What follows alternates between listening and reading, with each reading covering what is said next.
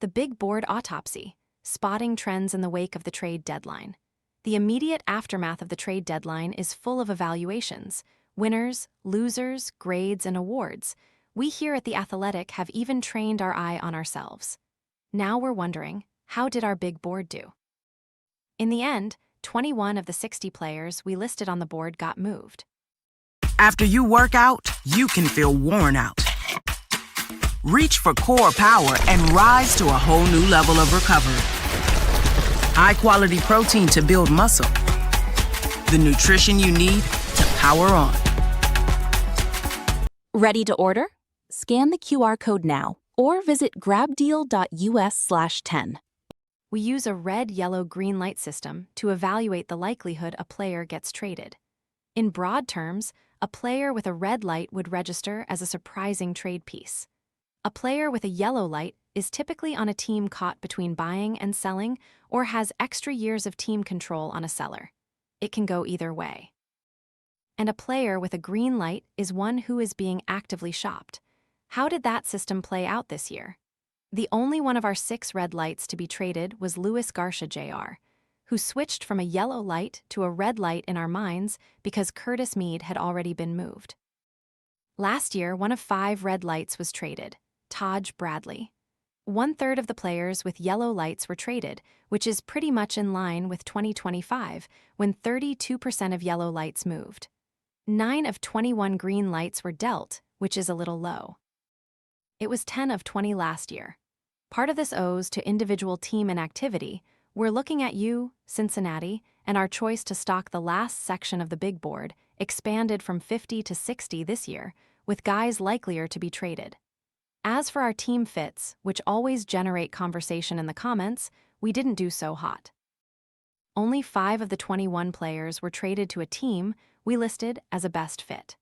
This is always a difficult exercise, deciding which 3 of the dozen buyers that could use a starter work best for this specific one, or figuring out which team might force a bat into the mix despite the defensive fit being iffy. We stand by our take that the Phillies were still not the best fit for Luis or Reese. We were in the right area for a few guys.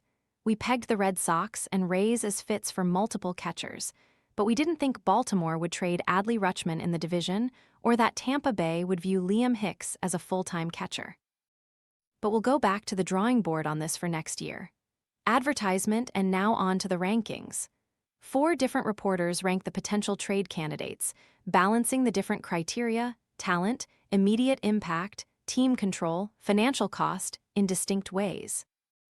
One thing we don't really take into account in the rankings is the likelihood of being traded, which is why so many of our top names stayed put. Let's break it down further. The players in bold were traded. The obvious no. Tarek Skubal, the trade deadline centered on one guy the whole time. This was a Skubal watch from the very beginning, and he was moved in a late-night blockbuster, a full day and a half before the deadline itself.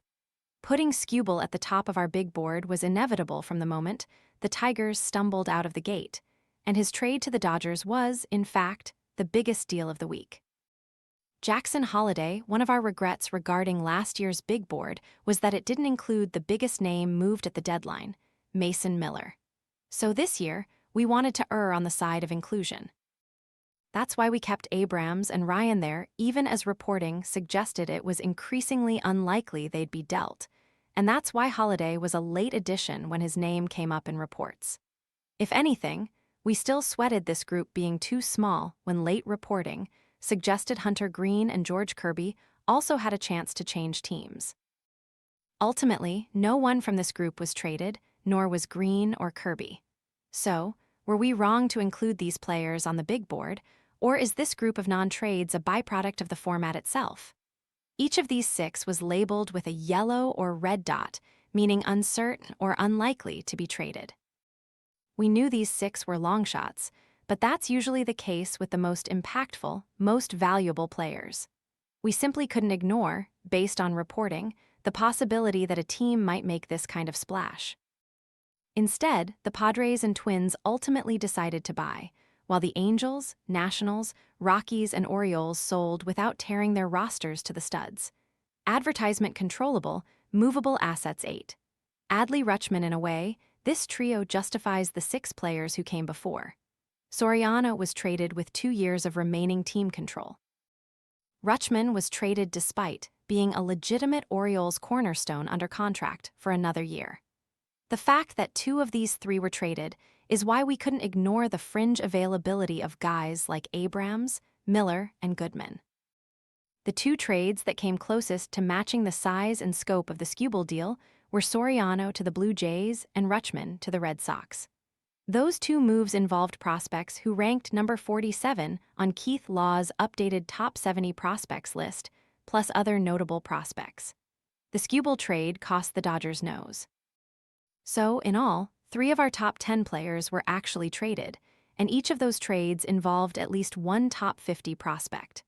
Liam Hicks in our ranking sessions, this was always one of the murkiest parts of the big board.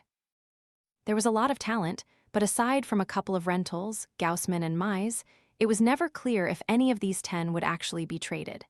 And, in fact, only 3 were dealt: Gaussman to the Cubs, Mize to the Padres, and Hicks to the Rays.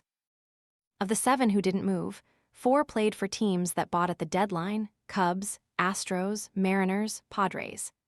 It was always expected that the Cubs and Mariners would be buyers, but Suzuki and Hancock stood out as unique trade chips who could be dangled in an effort to address other needs.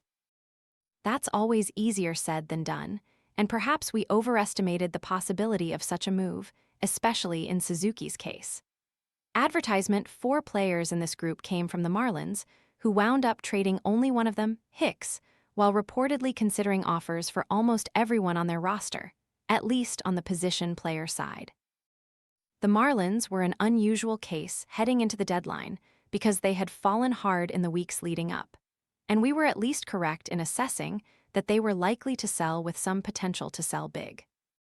Freddie Peralta, 4 of these 5 were traded, and if we expand to include some names from the group above, then we have 7 of the 10 players ranked number 25 who actually landed with new teams. That's not a bad hit rate in the middle of the board, and it's important to note that most of them were rentals, who are obviously the easiest assets to move. All 4 who were traded in this group were green lights. The Blue Jays were a little harder to predict with Gaussman and Varsho, but they ultimately sold their top rentals. They traded Jeff Hoffman too. The Mets were clearly going to sell, and did so with Holmes and Peralta as 2 of the best starting pitchers to change teams. Ariz was the most readily available impact infielder on the market. If we could have given him a flashing green dot, we would have, because it was always inevitable that the Giants would trade him to the highest bidder. One notable exception from this group is Jeffers, who might have been dealt had the Twins not been hellbent on avoiding another sale after last year's trade deadline teardown. Luke Weaver, another group that was heavily traded, 6 of these 9 changed teams, but in many cases, it wasn't quite as obvious that they would be moved. One who stayed, Morjan, was at the center of conflicting reports about just how close he came to being dealt. He was the highest-ranked green light who didn't move. Advertisement Ward and May were relatively safe bets to be traded, both were rentals. And Griffin, too, was obvious trade bait after it became clear the Nationals were going to sell rather than thread the needle. Nootbaar, Garcia, and Weaver were traded despite having 1 more year of team control. That remaining control always makes availability difficult to handicap, but the Cardinals and Mets were clearly in rebuild mode, and the Nationals were in position to sell high on Garcia's breakout season at the plate. From this group, the 2 who never generated much smoke, at least not publicly, were Lodolo and Duran. One plays for the Reds, who wound up doing shockingly little at the deadline, and the other plays for the Red Sox, who were definitely buyers but had reason to try to thread the needle with their underperforming left fielder. Duran's value is low, so is his batting average, so it's hard to be shocked that he ultimately stayed put, even if he was an interesting trade possibility. A large group that largely stayed 35. Riley O'Brien, this group was always a weird, disjointed one. Bieber and Torres were rentals playing for sellers, but both have been hurt and neither was moved. Springer and Chapman are veterans having down years, and they also stayed put. Alvarez, Shaw, Domings, Cowser and O'Brien have several years of remaining control, and at least in the cases of Shaw, Domings, and Cowser, were included on the big board partly as younger players who could be traded by a buyer to address other issues. Wacha had a red dot because we didn't really expect him to be traded. Walker plays for the Astros, who wound up leaning to the buy side. Of this group, only Ray was ultimately moved. He was a green dot who we expected to change teams, though we certainly didn't have the Padres as one of his 3 most likely destinations. We didn't have San Diego on my list, either. The Padres are always good for a few surprises. Yenier Cano, it's coincidence that these 3 wound up grouped together, but it's also helpful because one was traded as mostly a salary dump, Castillo, while the other 2 wound up staying with their current teams and signing contract extensions. Advertisements so, only one of these 3 was traded, but it's worth wondering if the other 2 might have moved had they not agreed to terms beyond this season. Very little movement at the bottom 51. Tyler Stephenson, this seemed to be a group of mostly readily available role players, but only Adele and Hoffman were actually traded. That's in part because 4 of these guys, Suarez, Blede, Singer, Stephenson, play for the Reds, and the Reds wound up being one of the least active teams at the deadline. They were clearly in position to sell, but sending Nathaniel Lowe to the Guardians was their only trade of any consequence. They could have sold high on Blede and tried to get something before Stephenson. Singer and Suarez become free agents this offseason, but instead, they stood pat with no realistic hope of making the postseason. The Padres and Twins ultimately decided to buy rather than sell, which dashed any thought of selling high on France or trying to find a platoon home for Larnach.